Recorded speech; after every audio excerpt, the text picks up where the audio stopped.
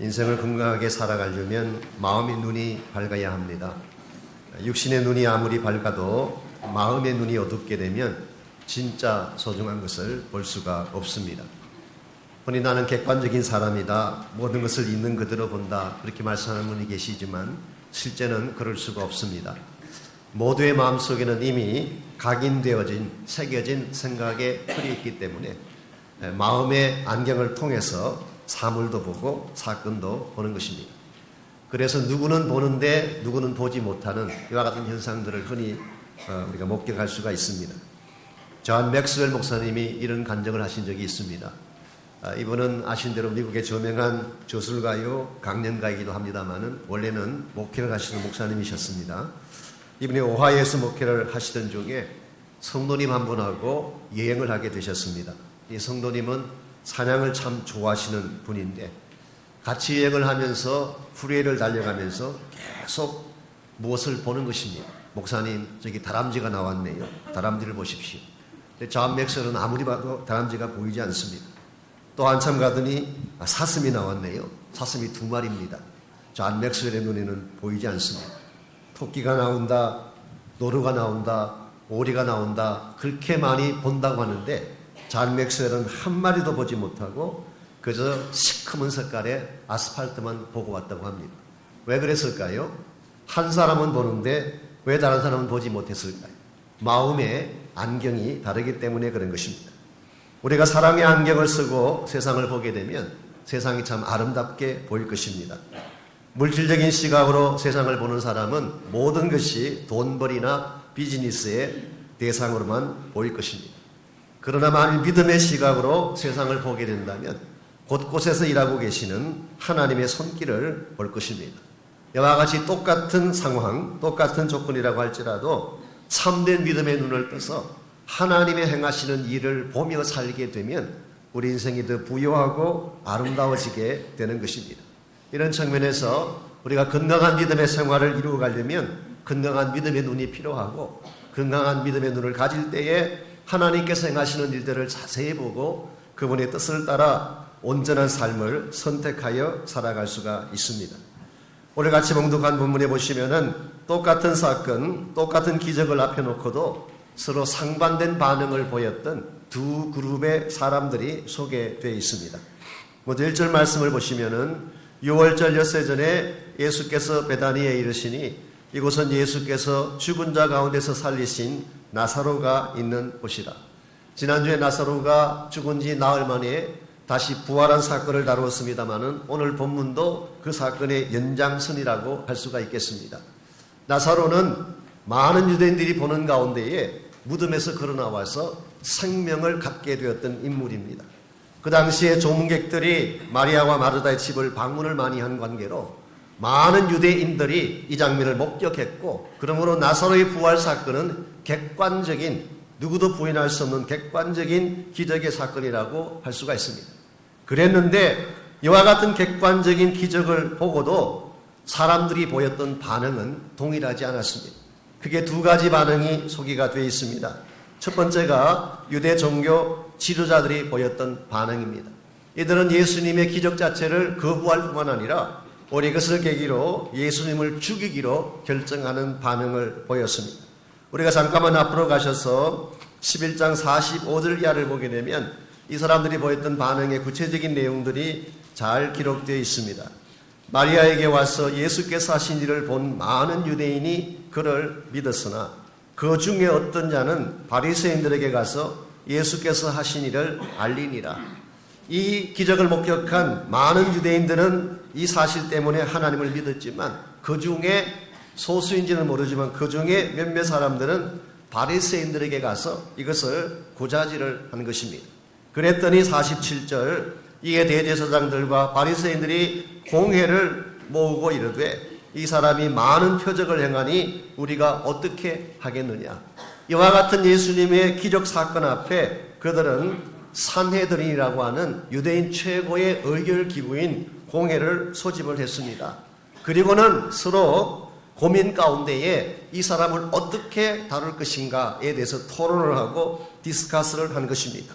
48절 만일 그를 이대로 두면 모든 사람이 그를 믿을 것이며 그냥 방치해두게 되면 모든 사람이 예수님을 메시아로 믿고 따르게 된다.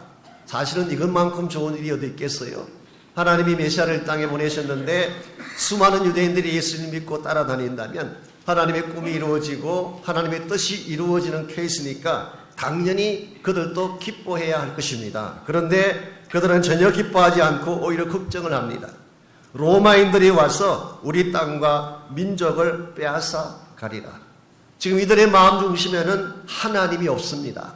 정말 두려워해야 될 분은 하나님인데 하나님은 두려워하지 아니하고 오히려 눈에 보이는 세상 권력인 로마를 두려워한 것입니다. 특별히 49절 50절을 보면 그 중에 한 사람인 그 해의 대제사장인 가야바가 등장해서 말을 합니다. 여기서 우리 주목해야 될 표현이 있습니다. 그 해의 대제사장이라는 표현. 이것 자체가 암시적이지만 이 대제사장직이 불법적인 것을 우리에게 소개를 합니다. 왜냐하면 원래 유대인들은 대제사장을 세우면 대제사장의 직은 평생직입니다. 돌아가실 때까지 하는 것입니다. 근데 어찌해서 매 해마다 대제사장이 바뀌었다는 것일까요? 이미 이 당시에 대제사장 직에 대한 결정권이 유대인에게 없었습니다. 로마 사람들에게 있었습니다.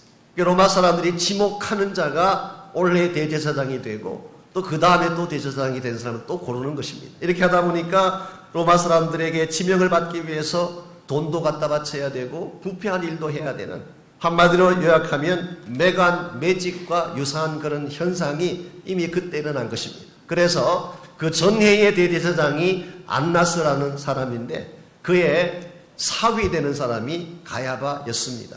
그래서 한 해는 장인어른께서 대제사장직을 하고 그 다음 해에는 사위가 또 이것을 맡아서, 그러다 보니까 엄청난 부패가 일어나게 되고 타락하게 되고 탐욕 중심의 제사장직이 된 것입니다.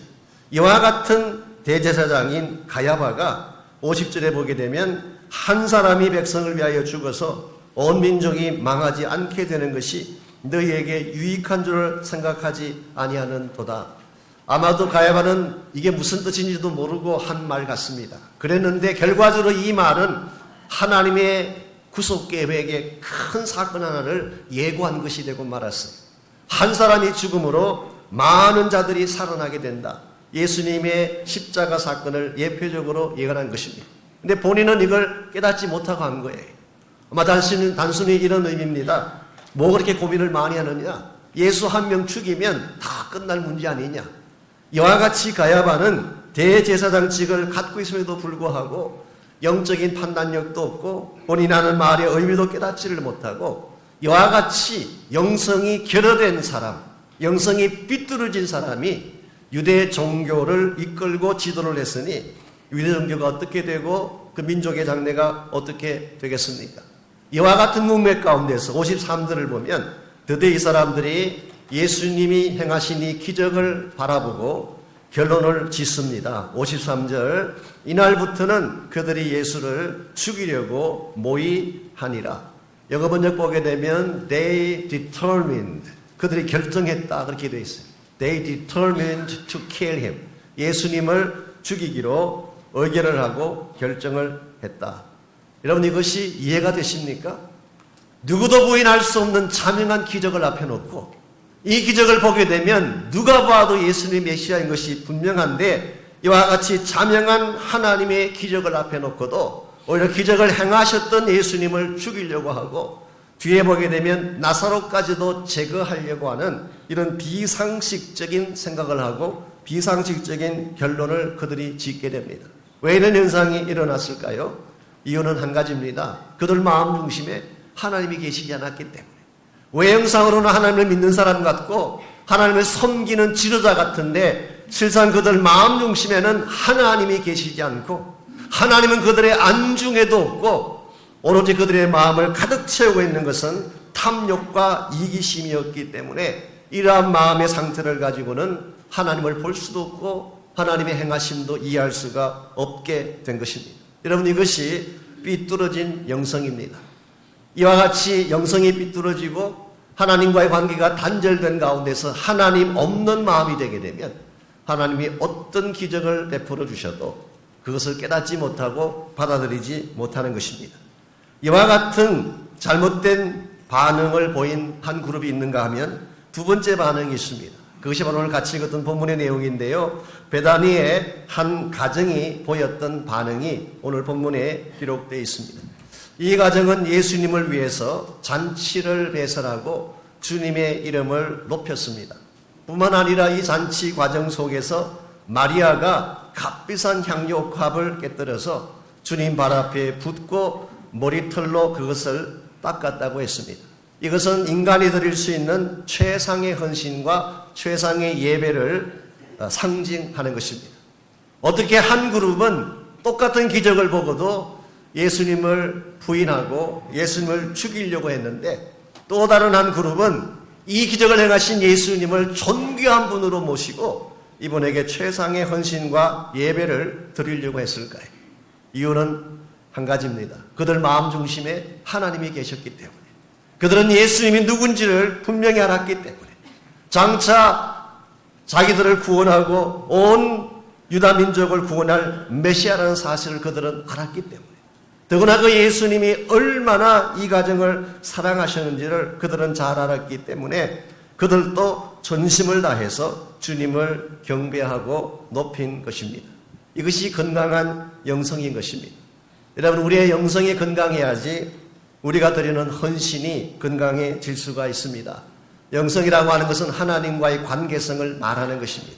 여러분이 하나님과 바른 관계성 속에 있고 하나님의 사랑을 잘 깨닫고 그 사랑에 대한 감격을 가지고 하나님께로 나아가게 되면 이게 거룩한 영성입니다.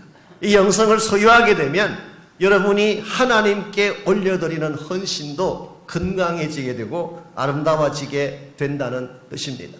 많은 분들이 이것을 거꾸로 하는 경우를 보게 됩니다.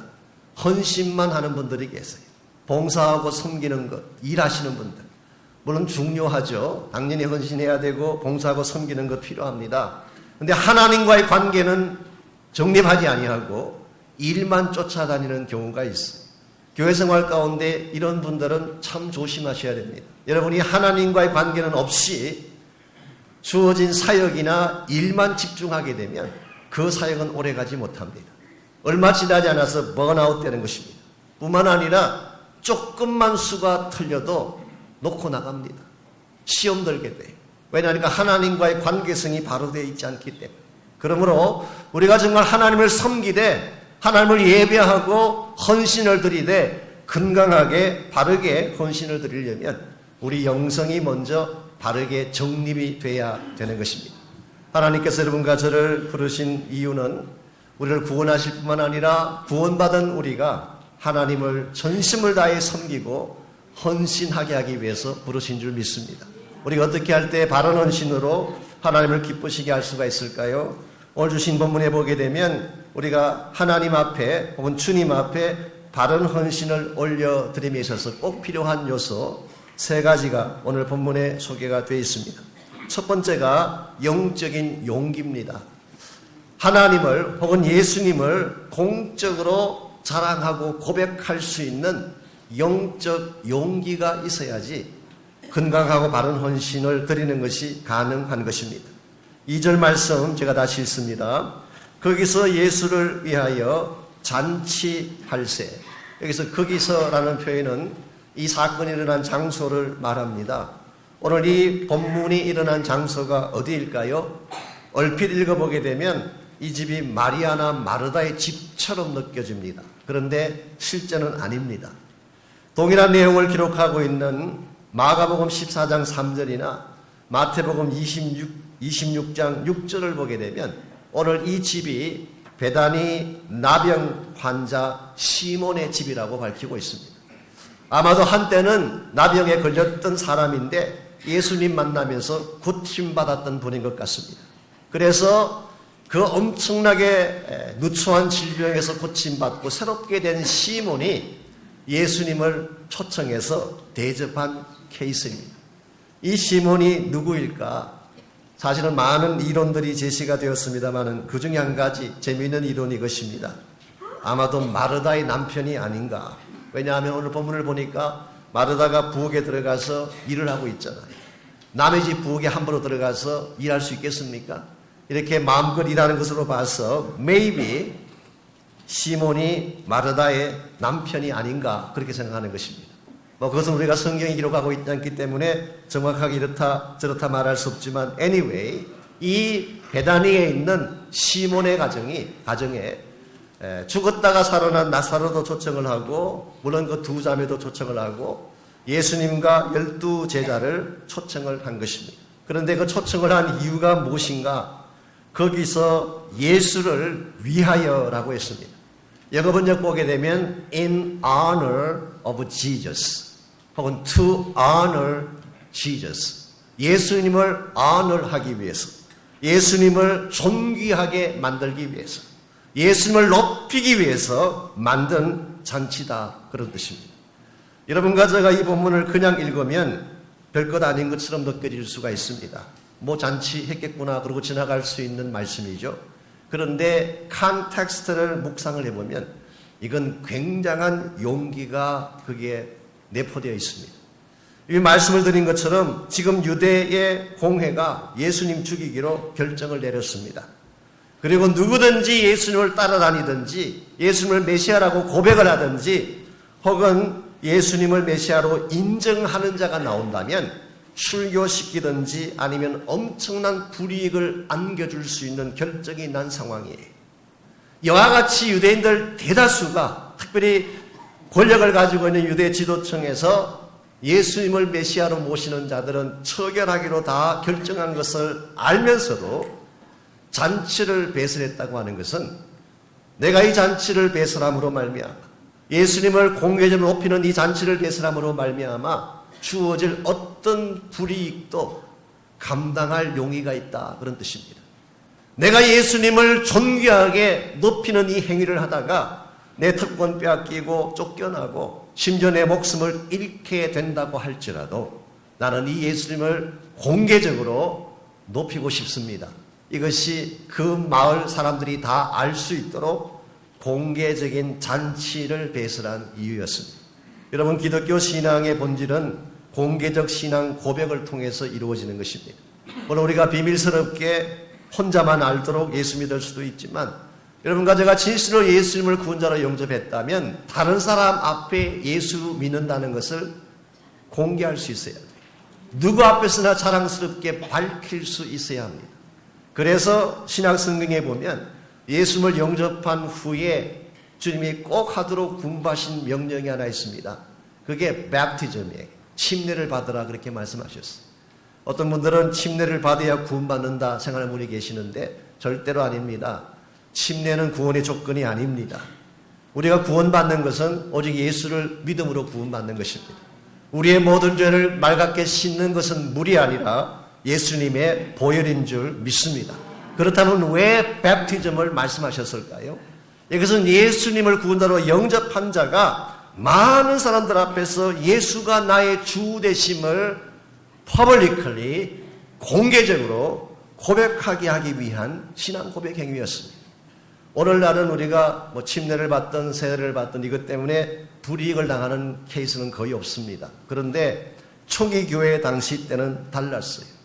여러분이 만일 침례를 받는다 그 말은 이 침례 사건 때문에 엄청난 박해와 손해를 받을 각오를 해야 돼요. 왜냐하면 공개적으로 내가 예수의 사람이라는 것을 밝히는 것이기 때문에 이것 때문에 잡혀가 죽을 수도 있고 생명을 빼앗길 수도 있는 것입니다. 그럼에도 불구하고 초대교회 성도들은 공개적으로 예수를 나의 주라고 고백을 하고 공개적으로 주님을 따라다니는 이와 같은 삶을 실천을 했습니다. 이게 참 귀한 것입니다. 오늘 여러분과 제가 예수의 제자로 산다고 고백을 하는데요.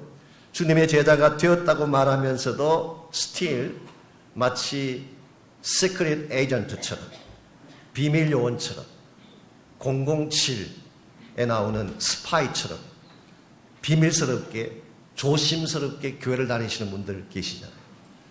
가끔 교회에서 직장 동료 만나서 깜짝 놀라는 경우 있잖아요. 아, 당신도 교회 다녔냐고. 지난 수년 동안 같은 방에서 일했는데 얼마나 예수 믿는 냄새를 안 풍겼는지 전혀 눈치를 채지 못하다가 교회 와서 만나고 충격받는 케이스들. 혹시 여러분 경험하지 않았나요? 이게 성경이 말하고 있는 크리스찬 삶일까요? 아닙니다. 내가 믿은 예수를 자랑할 수 있어야 돼요. 공개할 수 있어야 돼요. 주님이 나의 구원자 되신다는 사실을 누구 앞에서나 간증할 수 있어야 돼요. 이게 성경이 말하는 건강한 영적 삶의 내용인 것입니다. 그러므로 우리가 정말 예수님을 향하여서 올바른 헌신을 올려드리기를 원한다면 예수님을 나의 구원자라고 공적으로 고백할 수 있는 신앙적 용기가 있어야 됩니다. 두 번째로 나의 옥합을 깨뜨릴 수 있어야지 헌신하는 것이 가능합니다. 3절을 계속 보겠습니다. 마리아는 지극히 비싼 향유 그 순전한 나드 한 근을 가져다가 예수의 발에 붓고 자기 머리털로 그의 발을 닦으니 향유 냄새가 집에 가득하더라. 이 마리아가 지금 잔치가 진행되는 중인데 지극히 비싼 향유, 이것을 나드라고 했습니다. 나드라고 하는 이 향유는 인도에서 생산되어지는 최고급 향유를 말합니다. 그 한 근을 가지고 와서 예수님 발 앞에다 쏟아붓고 머리털로 예수님의 발을 닦기 시작한 것입니다. 그런데 이 향유가 보통 비싼 것이 아닙니다. 5절 말씀에 의하면 300데나리온이 해당하는 값이라고 했습니다. 이 1데나리온이 성인 남자 한 명이 하루 일을 했을 때 받는 웨이지예요. 그러므로 300데나리온이면 성인 남자 한 사람이 1년 동안 거의 1년 동안 일을 해서 받게 되는 웨이지에 해당하는 것입니다. 그러므로 이것은 엄청난 값이 비싼 향유입니다. 일반적으로 처녀들이 이 향유를 가지고 있는 이유는 시집 갈 때에 혼수품으로 가져가기 위해서 간직하는 것입니다. maybe 어머니에게 물려받을 수도 있고 집안에게서 물려받을 수도 있지만 이것은 그가 나중에 결혼하게 되면 결혼할 때 사용하려고 간직하는 것이 바로 이 향유입니다. 그런데 마리아는 이것을 깨뜨려서 예수님께 부은 것입니다. 그러므로 이것은 돈으로 계산할 수 없는 자기 목숨을 주님께 드린 것과 같다, 그렇게 말할 수 있어요. 저는 이것이 예배라고 생각합니다. 예배가 뭐냐? 내가 가진 가장 소중한 것, 가장 귀한 것을 가장 존귀하신 분에게 올려드리는 것, 이게 예배예요. 우리는 예배를 순서의 하나로 생각을 하고 예배를 가볍게 얘기할 때가 참 많습니다만은 예배는 예배 받을 만한 가치가 있는 분에게 올려드리는 우리의 신앙행위예요. 그래서 worship이라는 단어가 worthship에서 오지 않았습니까? 가치 있는 분에게. 여러분과 제가 예배해야 될 예배의 대상은 얼마나 가치 있는 분일까요? 하나님이 얼마나 가치가 있는 분일까요? 온 천하와도 바꿀 수 없을 만큼 무한대의 가치를 가지신 하나님, 우리에게 하나님 앞에 예배 드린다고 하면서 나의 정성을 다 쏟지 아니하고 나의 최상의 것을 드리지 않는다면 이것은 건강한 예배가 아니라 형식에 불과한 예배일 가능성이 많습니다. 그러므로 우리가 하나님께 주일마다 드리는 예배도 그렇고 하나님을 향하여 우리 삶을 헌신하며 투자하는 것도 마찬가지입니다. 쓰다 남은 것 드리면 안 돼요. 그저 시간 가운데서도 짜투리 시간, 다른 일 다 하고 나서 그래도 너무 심심하니까 그냥 하나님이나 믿어보자, 이런 차원의 신앙 자세는 결코 하나님이 기뻐하는 자세가 아닙니다.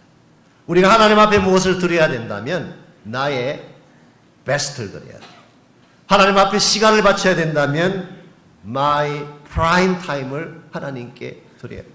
그래야 이것이 바른 예배이고 하나님이 기뻐하시는 건강한 헌신이 되는 것입니다.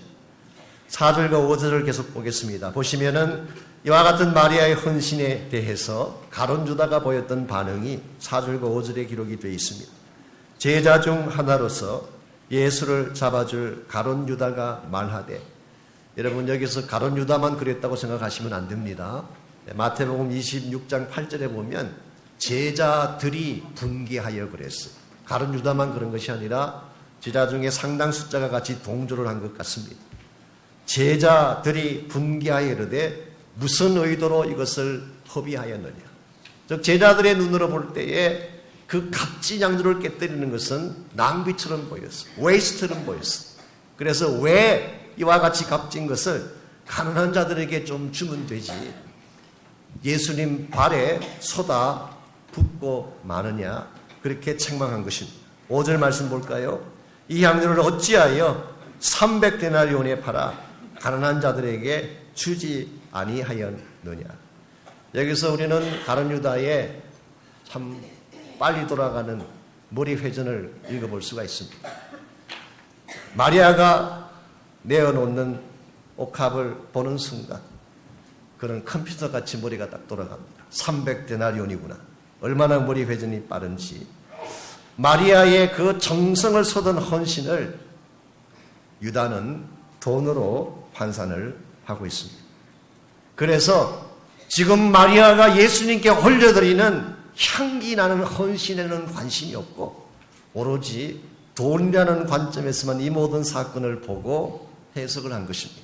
그리고 6절에 보면은 그가 이렇게 말하는 진짜 이유는 가난한 자들을 생각하기 때문이 아니라 도둑이기 때문이다. 돈깨를 맞고 거기 넣는 것을 훔쳐가기 위함이다. 여기 우리는 가룟 유다의 모든 마음의 초점이 무엇을 향하는지를 알 수가 있습니다. 가룟 유다에게 예수님은 관심사가 아니에요. 가룟 유다에게 마리아가 드린 예배도 관심사가 아니에요. 가룟 유다의 최대 관심사는 무엇일까요? 돈이었습니다.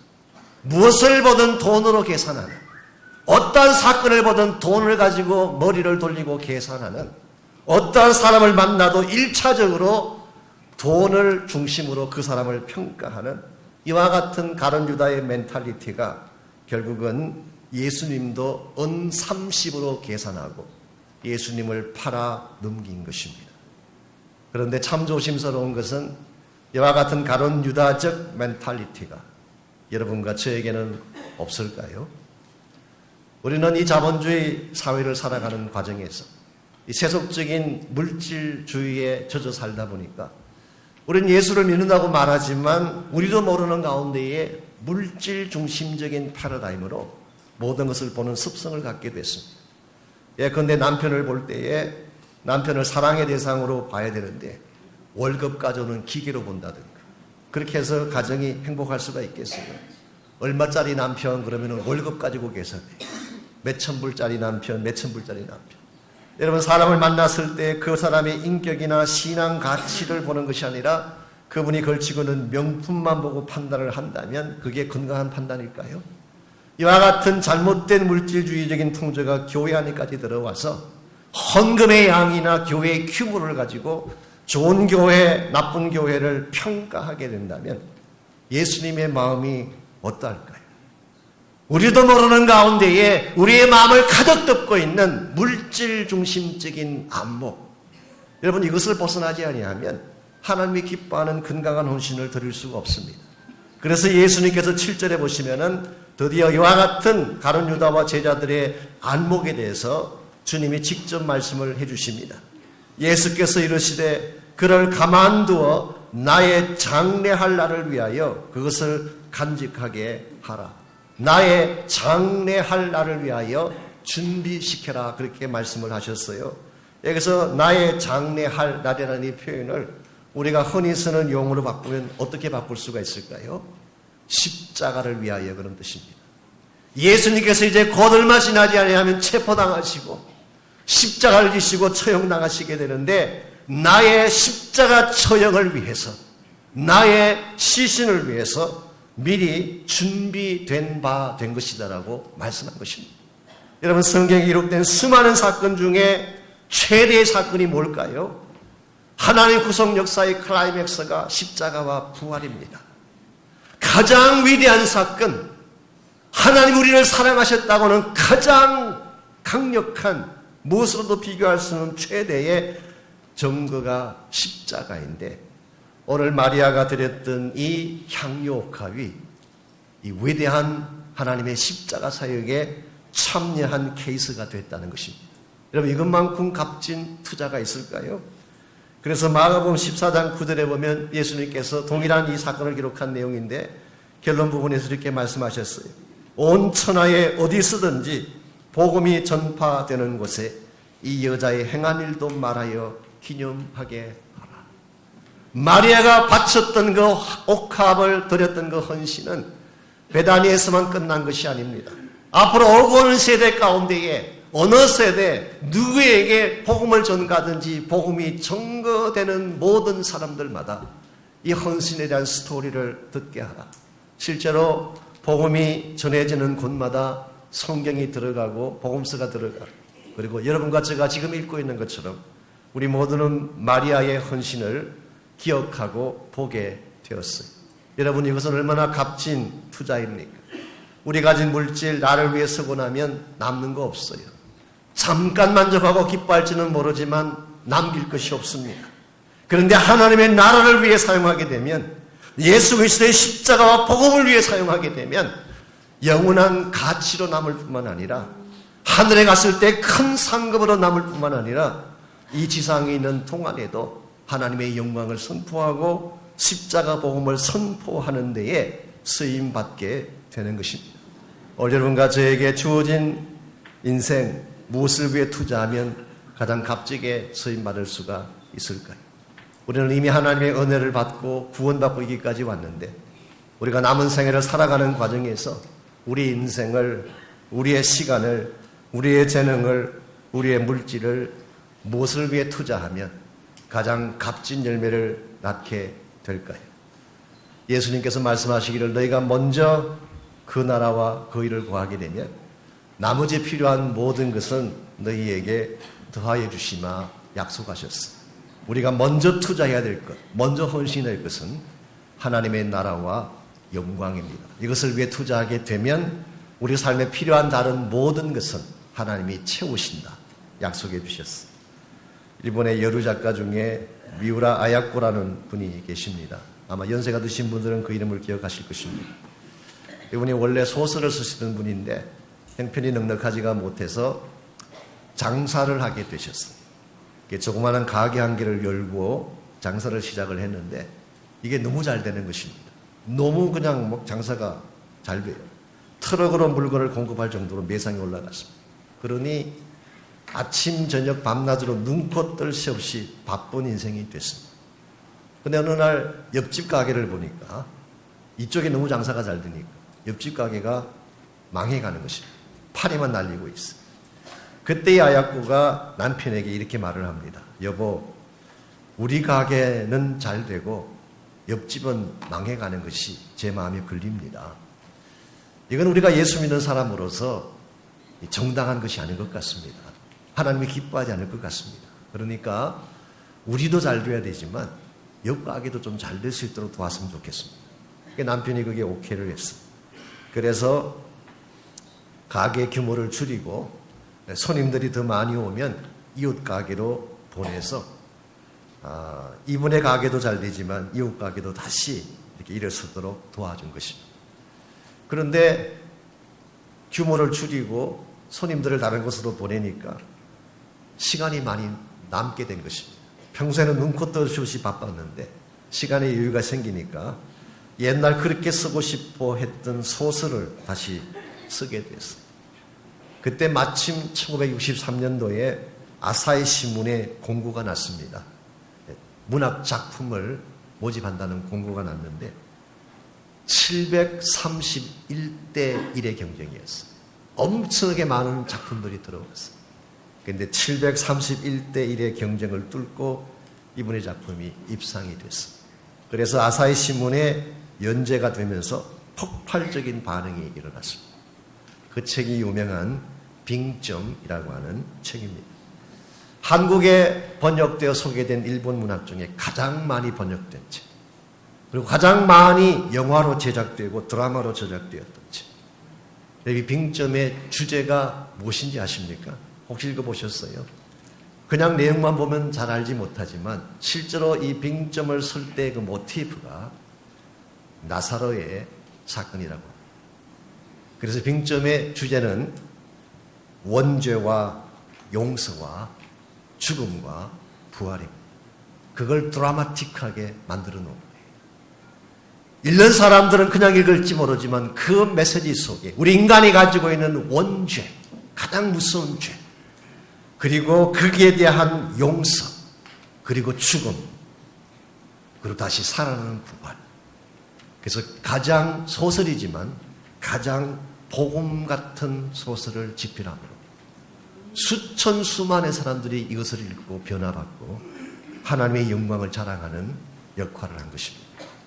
물론 돈도 많이 벌었고, 그러나 돈은 중요하지 않습니다. 그분의 그 빙쯤이라는 이 책을 통해 남겼던 열매가 지금까지 열매로 남아있고 하나님 앞에 향기로운 제물이 된 것입니다.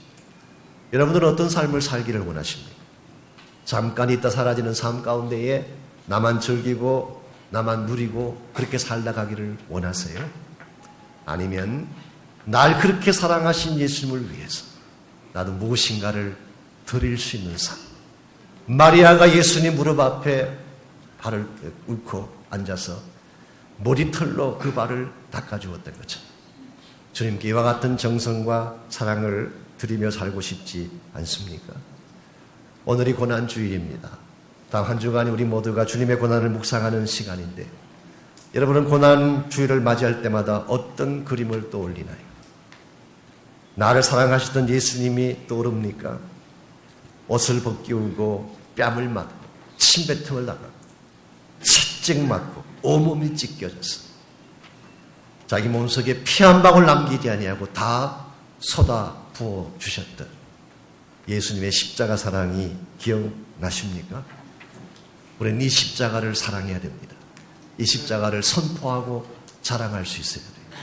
그리고 주님 오시는 그날까지 이 십자가를 위해서 십자가의 길을 달려갈 결단을 내려서 하나님의 영광을 위해 살아갈 수 있어야 됩니다.